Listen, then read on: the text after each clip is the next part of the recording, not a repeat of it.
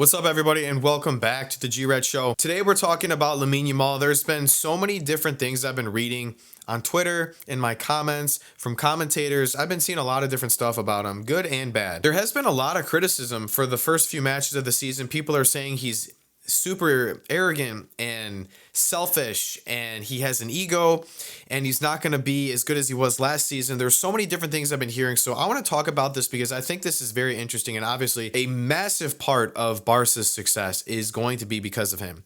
100%. He's our first or second most important player. Him and Pedri, I think, are the two most important players. So we're going to break down everything about Lamine Yamal, some of the things that have been said. I want to state my thoughts about him too. And then as always, I want you guys to listen along and comment and tell me what you guys think about this too. Because I really want to hear what you guys have to say about this, because I know some people are super against the criticism. Some people really agree with it. This probably could get a little controversial. So let me know what you guys think about this down below. And if you end up enjoying the video, please drop me a like and subscribe to the channel. We're going to be one of the biggest Barca communities on YouTube now that the season's back in action. I'm going to be posting as frequently as I can, so stay tuned for more updates and subscribe to get more daily videos. But let's jump in and discuss Lamine Yamal and talk about everything we've been hearing, talk about what we've been seeing so far from him as well. So let's jump in. So my major criticism of Lamine Yamal is I don't really have one personally. I mean, there's a lot of different things we can say. If I'm critiquing Lamine Yamal, which it's insane to say I have to critique him because he literally just turned 18 and he's being pegged as the best player in the world, could win the Ballon d'Or at 17 years old. Technically he'd be 18, but it's from everything he accomplished at 17, which is unheard of. It's never happened before. It feels ridiculous criticizing a kid when no one has ever really been this talented at his age. But my main criticism is his finishing ability. He needs to find a way to become a better finisher. And that's not even me being an ass. This is just saying something that we know it's going to get better. How could it not? He already looks stronger, quicker, faster, and he just looks more put together. It's going to come with time, but if I have to critique him, that's my critique. And I think a lot of it is because of the way that we're not getting the support from the rest of the team. We're not getting support on the left wing from Rafinha. We're not getting support right now consistently from Fermin or from Dani Olmo through the center. I know it's only a couple matches, but we're not. So when you're not getting support from anywhere else on the pitch, it's all going to come, and Lamine has to carry the team on his shoulders. And when he's getting shadowed on a small pitch against Rayo Vallecano, how is he supposed to do anything? It's extremely hard for him to create space, to get past someone, because he beats a player, then there's another player right next to him, then there's another player behind that guy. So it's like 3v1 almost every time. So this is why it's really tough for Lamine, and I think why this season, obviously it's the early part of the season, and there's so many more months. There's a whole year to play, and they're gonna figure it out. They have to. But you could also almost anticipate that it's weird because I expect him to be more successful and have more statistics than last year. But also at the same time, I could almost see it be similar because they know exactly what he wants to do. When we look at Messi and him, obviously there's going to be similar comparisons, similar position, both left-footed. Lamine could be the GOAT of this new generation, and who knows what his career could look like, knock on wood, could go down as one of the greatest players we've ever seen. And because Barcelona too, it's an obvious comparison. The only difference is with Messi, I think that sets him apart from Lamine, obviously besides his finishing ability. I think Messi was more versatile, he was, right? He could play as a lone striker. He could play as the number 9. He could play as the false 9. And I feel like even if a team played like a 4-4-2, if he had to, he could play as that right midfielder, which obviously Lamine could too. But Messi at times is basically played as just like a playmaker and in the midfield, almost like a cam at times. Whereas I don't think Lamine can really do that. I don't think it's his fault. I just think the way that Messi is, it fit. And I think with the team that Barca has now, I don't think he really needed to step into that role. They had Lewandowski up top, and now they have Ferran Torres that can play there as well, and now Rashford, and then they have Olmo, and they have Fermin Lopez, and then Rafinha can play there. But I'm not saying I want to see Lamine play in a different role, but I think one of the things that could help him and the club, at times, it's so easy to know and depict where he's going to go. He wants to do that same move where he just kind of keeps stuttering and then cuts inside, and it's pretty predictable.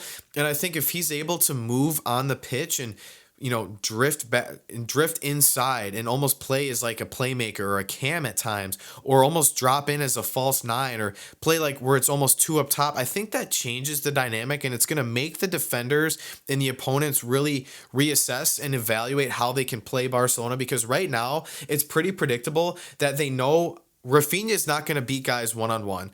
And they know that he's the only player that's going to consistently do that, and they can shadow guys and keep guys to push him out wide, push him onto his right foot. It's going to be so easy to stop Barcelona. So I think if maybe Barca and Lamine can work on not even changing his position, but move him slightly around on the pitch to make him more comfortable and well-rounded, and just change something on the pitch, because often at times, even last year, Rafinha would move around on the pitch. We'd see him high, or we'd see him on the right, sometimes in the center. And I think even those slight adjustments and movements make it more unpredictable and harder to defend. So I think Barca should try doing stuff like that with Lamine, and I think it could help. Now, my other criticism of Lamine is, I don't want to say he has this crazy huge ego. I don't think he's Cristiano Ronaldo, but I will say there's obviously some cockiness to him. He has a little bit of a big head, and he knows he's good. And I don't want to say he's going to be the next Neymar, because even though he's like the highest paid player now, he could win the Ballon d'Or, he won the Euro, he won a treble, he's, pegged as the best in the world. You can tell he feels that way. Like, I hate his celebration. I'll be honest. I don't care if it's inspired by LeBron James. You don't crown yourself. The best players, they don't need to do that kind of stuff or talk, because their actions show for that, and he doesn't need to do that. That's some of the things that I wish he didn't do, because I feel like typically, historically, Barcelona, a lot of their players are pretty humble. Xavi, Iniesta, Busquets, Messi, Piqué, Puyol, and even like some of the other players now, like Pedri, Rafinha, very humble players. I don't want to see him get lost and lose sight of what's important, because I don't like that. I don't want to see the excessive partying and trying to get all this attention on social media. I really hope that Flick and his parents and the team and his camp can really keep him grounded, because the last thing we need is someone that knows they're so good, like Neymar. They kind of use their platform just for show. I think Neymar is literally, I think him and Ronaldinho are the two best naturally gifted players I've ever seen in my entire life. I don't even think it's close. And Neymar had everything and more to be the best player in the world, to win Ballon d'Ors, to win more Champions Leagues. And he went to PSG, which was the biggest mistake he could have ever made. But it's like, when he went to PSG, he went there to it was like he was like the performer, like a circus. He wanted to just do skill moves and beat players and just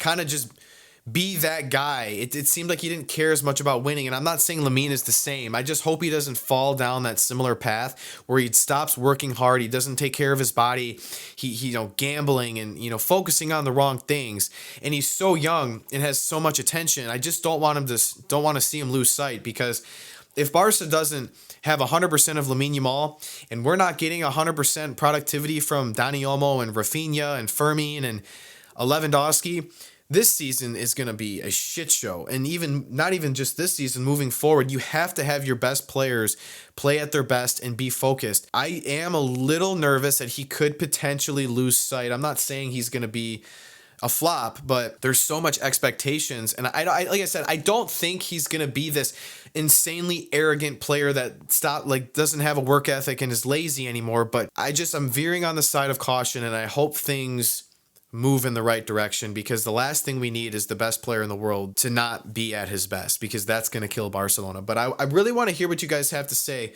about Lamine and what you guys are seeing from him so far this season. I mean, again, he can only do so much when the rest of the team can't support him, so it's not a huge concern as of yet.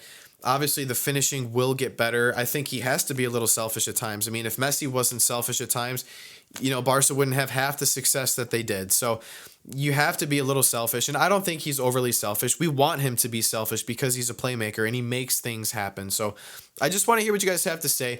Do you think he's going to have a similar season last year? Is he going to be way better? Do you think his statistics might be a little worse because of some of the reasons I stated? And then, do you think he's going to be a player that we can see, like, he'll be consistent and he's not going to lose sight of what's important? Or do you think we could see him being kind of like a Neymar and kind of lose sight of, what's important? So really interested to hear what you guys have to say about this. Comment your thoughts and opinions down below. If you guys enjoyed the video, please drop me a like and subscribe to the channel.